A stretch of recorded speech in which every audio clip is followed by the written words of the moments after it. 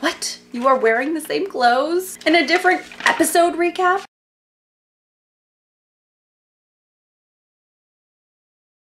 Okay, so episode 3, I have a lot of things to say about this episode, even though it was like not the best until like halfway through, and then it got kind of good.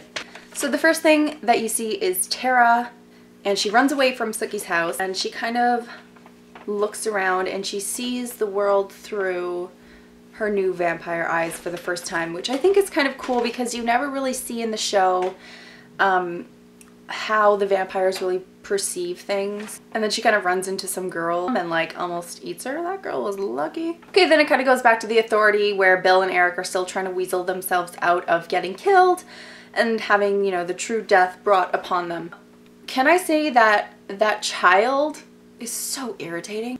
And the greatest thing was when that, I can't remember what his name is, the Law and Order guy, where he says, send in the new Nan Flanagan, and who else walks in but Steve Newlin? Oh. It kind of would make sense that they choose him because he was already in the public eye before.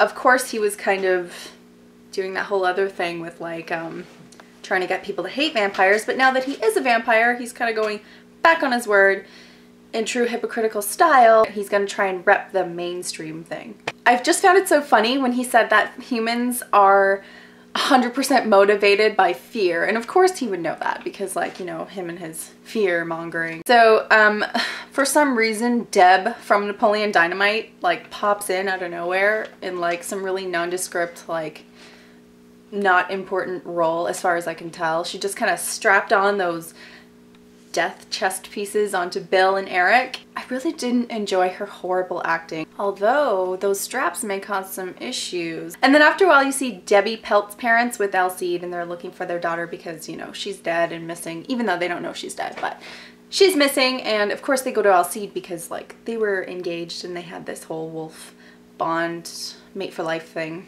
Alcide explains to them that like he kind of fully cut her off in the true werewolf way, and he said like, I'm not gonna hunt with you anymore, I'm not gonna share meat with you anymore, whatever he said. They were so shocked. It's like, no way, you did that? Yeah, he did that.